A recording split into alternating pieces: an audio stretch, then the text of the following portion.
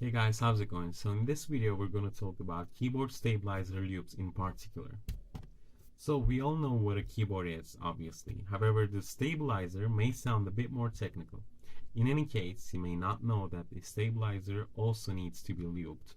It also uses a different type of lube than the switch, which we mentioned in the past videos. So keyboard stabilizing lubes are a form of lubrication for the keyboard system. After using the keyboard for a while, you must have noticed that some buttons become difficult to press. Sometimes the difficulty in pressing is accompanied by squeaky noises as well. The texture of the button may even feel a bit different. This is a good pointer for the need for stabilizer lubricants. Before we delve into how to use the lubricant, it will be best to understand some pertinent terms. Keyboard stabilizers are devices found on the keyboards. Stabilizers cannot be identified by merely looking at the keyboard's interface. The keyboard needs to be disassembled first. The purpose of the stabilizers, like its name suggests, is stabilizing large areas of the keyboard. This includes certain keys such as the space bar and the enter key. So how does it work exactly? In the design of the keyboard, a stabilizer is normally applied. The stabilizer ensures that the motion of the keycap remains vertical all the time. The stabilizer keeps the keycap level regardless of where it is pressed by the user. Stabilization helps in preventing the binding of the keycaps. Stabilizers deter the play inherent in the switch sliders. This play can cause significant tilting or wobbling of the larger keys, particularly, like I mentioned earlier, susceptible to this effect are the spacebar and the enter button. Normally, stabilizers should be used on the larger keys. Larger keys are the ones with equal or more than 1.75 units width. The unit describes the button's width based on the size of a normal key letter. Stabilization is not limited to large keys only. Smaller keys can also be stabilized. So there are various methods of designing stabilizers exist. Some common ones are described below. The first one is the wire design. This design involves running a stiff wire from one end of the key to the other. The stiff wire is connected to the keycap ends and the keyboard's plate using a form of restraint. This design ensures the keycaps remain vertical and level at all times. Another one is dummy switch design. In this design, a normal switch is paired with a dummy switch. The dummy switch helps with the stabilization. Another one is guide shaft design. The process involves the use of plastic inserters and guided shafts. The inserter which bears the guiding shaft is fitted in the keycap's plastic post to provide stabilization. This method is regarded as poor quality of stabilizing keyboards. So, stabilizer lubes are lubricants that are used to improve the performance of the stabilizers. Sometimes you may notice that the keyboard buttons are pretty difficult to press. If you manage to press them, they produce a squeaky sound. In such scenarios, the first thing to check would be the stabilizers. The discomfort may be a result of damaged stabilizers on the keyboard. If indeed it is confirmed that the stabilizers are not broken or bent, then there will be a need to lubricate them. Stabilizer lubricant reduces the friction on the stabilized keyboard. The reduction in friction will ease the vertical motion of the keycap. The lubricant should also reduce the noise when typing. A variety of stabilizers are available on Amazon. The choice of a stabilizer to use is subjective. The general rule for choosing stabilizers is to go for plastic compatible ones. You should be careful with that. Lubricants that contain petroleum distillates will damage the keyboard. So, as mentioned earlier, not every lubricant available in hardware shops is appropriate. Some may contain elements that might damage your device. Petroleum-based lubricants should be avoided at all costs. Petroleum distillates dissolve any styrene compound. Plastics, which are used in the keyboard making, is rich in styrene compounds. Having avoided petroleum-based lubricants, the following lubricants can be considered. The first one is light silicone grease lubricants. These lubricants are excellent performers at high temperatures. They have both thermal and electrical insulating capabilities. Silicone lubricants are not known to react detrimentally with plastic. Silicone greases can withstand demanding loads too. Another one is lithium grease lubricants. Lithium lubricants create lubrication for a longer period.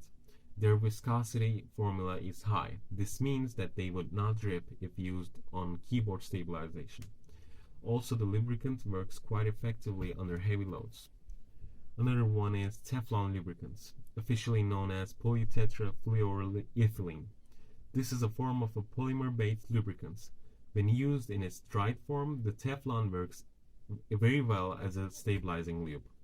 Teflon lubricant reduces the frictional resistance between the surfaces. The lubricant is inert with other chemicals, hence lower chances of reacting with the plastic. In addition, Teflon lubricants make the surfaces coated to be wet resistant as well. Another one is powdered graphite lubricants. Just as the Teflon, this is a form of a dry lubricant. Graphite has an excellent chemical resistance, which makes the lubricant unreactive with plastics. The high creep resistance of graphite enables it to sustain loads without being damaged. Lastly, the low friction of graphite lubricants would help with the keyboard noises as well. So, how do you use them exactly? Knowing the kind of lubricant you are using is one thing. Knowing how to use the lubricant is another. In this section, I will go over exactly how to apply the lube to your stabilizer. So, I will use some tips. The first one is identify the region where the stabilizer is located.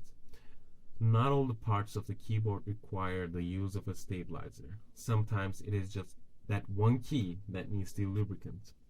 Knowing the area to apply the lubricant is important. It will reduce the time for disassembling the keyboard.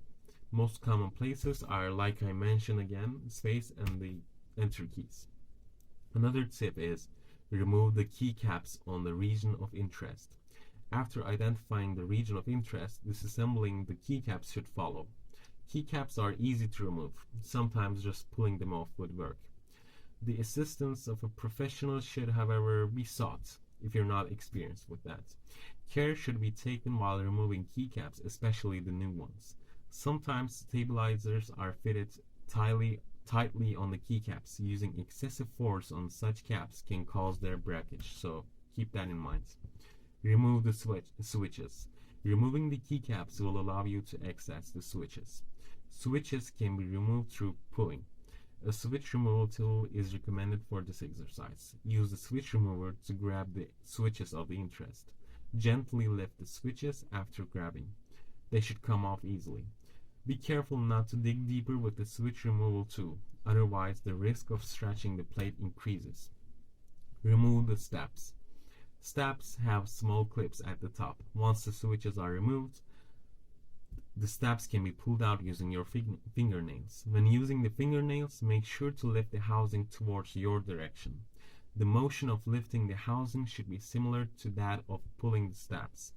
This ensures the steps are unclipped from their plate. Once the steps are off, the entire stabilizer assembly can be removed now. Lubricate the steps. After removing the steps, the lubrication process should commence. Steps are lubricated in two key areas: the joint area where the bar rests in and on the insides. So to remove the bar from the joint area, pull it off gently. The bars are in tension, so this should be easy. Apply a small amount of the lube on a toothpick and apply it to the joint area. To apply the lube on the inside of the stabilizer will have to be removed completely. After the removal, the lubricant can then be applied in minimal quantities. The application is done on the sides of the housing and the center of the stab. Removing the stabilizer can be quite challenging. An alternative is to use tweezers. The tweezers should help in getting hold of the stab stem to pull it. Use a toothpick with a bit of the lube to apply it to the area left by the stab stem. This is the entire process of the lube application. Reassembling of the keyboard can be done after completing the process. The process should help in reducing the noise from the keypads if done correctly. So, applying lubricants on the keyboard stabilizers reduces the sound produced while typing. It reaches a point in the keyboard life where this noise production is inevitable. The lubricant should at least reduce this to a manageable level. Another cause for alarm would be keypads that are difficult to press. This is because of the friction generated by the moving key switch. Lubricants can reduce this friction. They improve the typing experience. So, to conclude, keyboards are essential tools when it comes to interacting with your computer. Keeping it well maintained should be your number one priority. Using keyboard stabilizer lube is one way to keep your keyboard functioning like brand new. You may already lube the key switches, but don't neglect the stabilizers. So, thanks for watching, guys. For more guides and reviews, check out our website, keyboardkings.com.